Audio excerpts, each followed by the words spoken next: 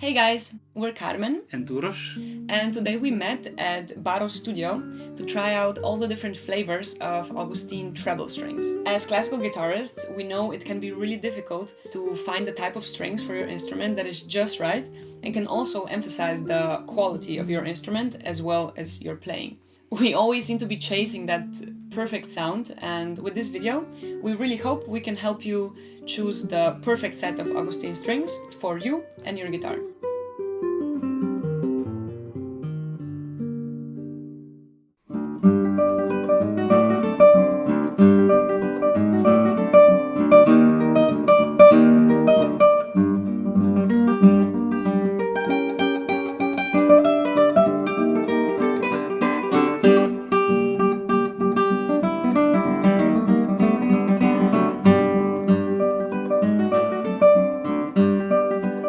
Trying out 4 different treble string models: Classic, Imperial, Regal and Paragon. Classic sets are the original Augustine strings, the ones Segovia played. Imperial and Regal sets have all of the familiar luxurious attributes, but with modern enhancements that allow the player to push their performance to new heights.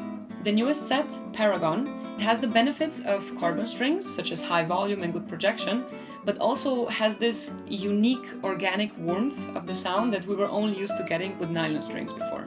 Okay, so let's get to it.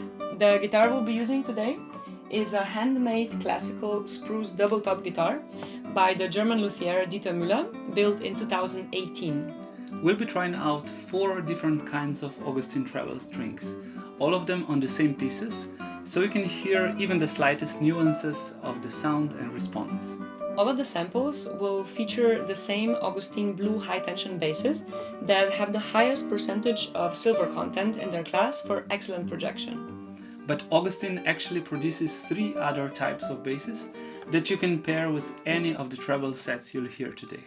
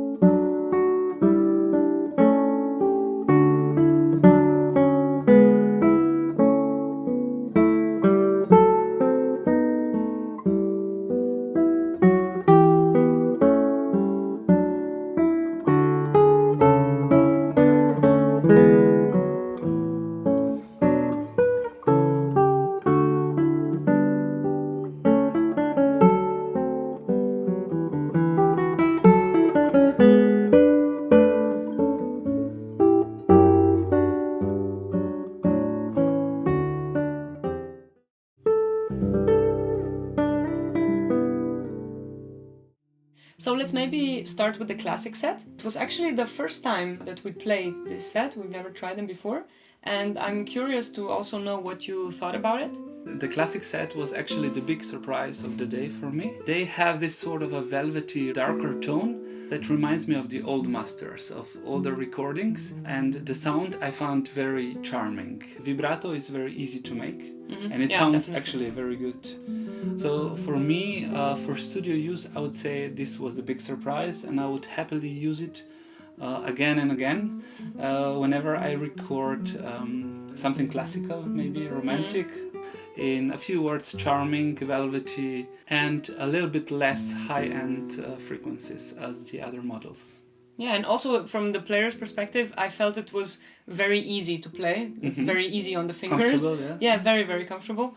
And yeah, as Uros said, for studio purposes, it works very, very well. Like I don't know why we haven't tried them out before. Right.